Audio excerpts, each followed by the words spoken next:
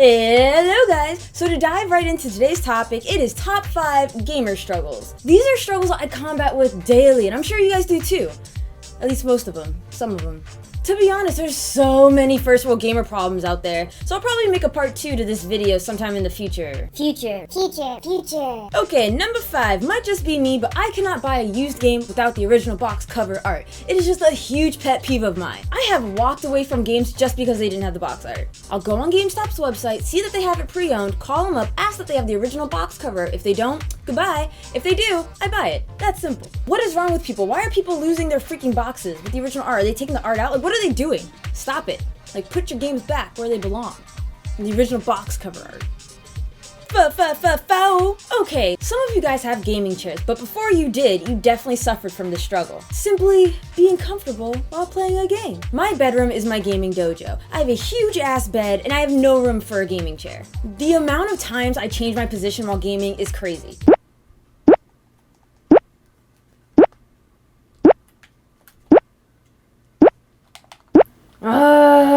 Number 3, not having anyone to talk to about video games. I'm a female, and our species loves to talk. I specifically like to talk about video games. I have a wonderful part-time job at an office, and I love everyone there, but no one plays video games. Thus, I can't speak to anyone about gaming. And it makes me so sad because what do I do after work? Go home and game. Next day, I come home ready to talk about it, how many fucking bitches I inked in Splatoon.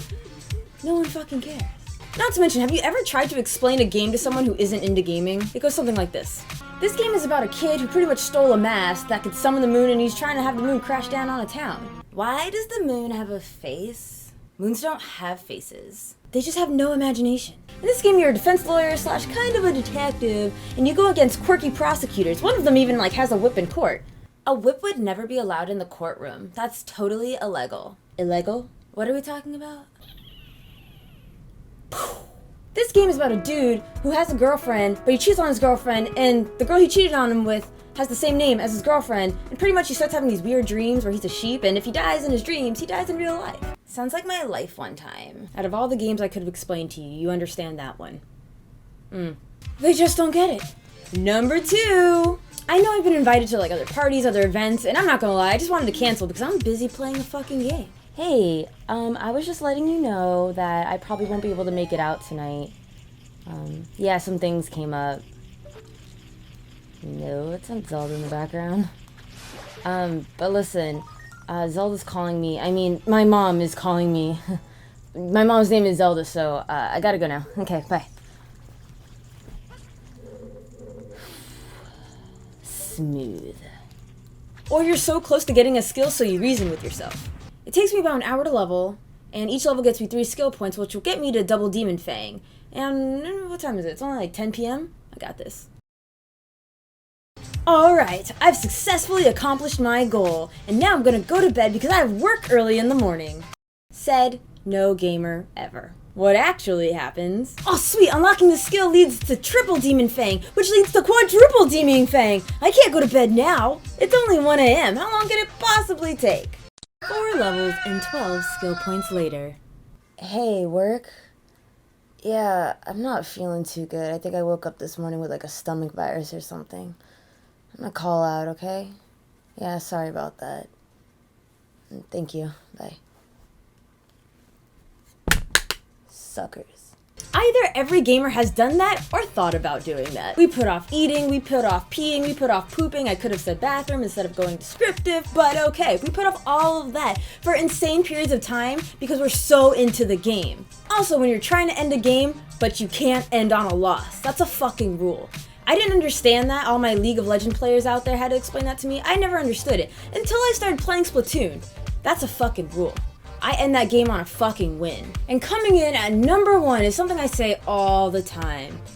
So many games, and not enough time to play them all. This has always been, and probably always will be, my number 1 struggle. Because you gotta go to work to fund your gaming addiction, which you can never actually satisfy because you're always working.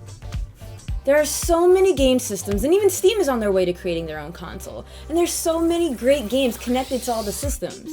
Even the PlayStation Vita. I'm behind on so many games, and there are even more games coming out, especially in October. Legend of Legacy, Triforce Hero for the 3DS, plus we have Tales of Zestiria for PlayStation 3 and PlayStation 4. Speaking of which, I still need to get a PlayStation 4. Maybe I'll just buy a PlayStation 4 controller and pretend like my PlayStation 3 is a PlayStation 4.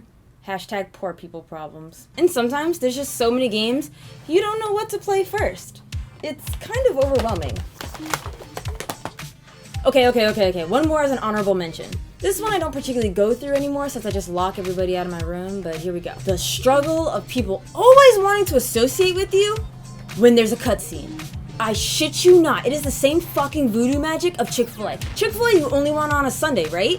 Well, just same thing with fucking games. Text, phone calls, people coming into your room, only when it's a fucking cutscene. Do you notice how your parents back in the day would call you for dinner and it was always during a cutscene? I firmly believe they fucking knew what they were doing. Parents did that shit on purpose. And let's not forget, you sneaky, seductive, sexual significant others always want to get it on during a cutscene. Now us nerds, I understand. We don't get laid as often as we like.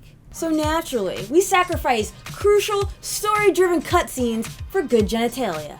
But I'd be lying if I said I never chose plot device over the D. It kind of sort of was something like this. Babe,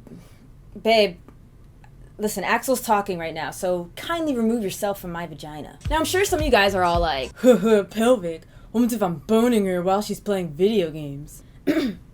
Well, if your girl can successfully pay attention to the video game that she's playing, you're not doing it right. But that's none of my business though.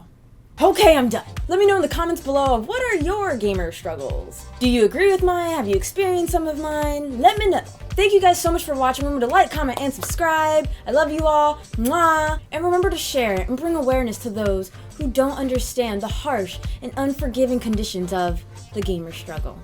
Thanks for watching. This is some great none of my business tea though.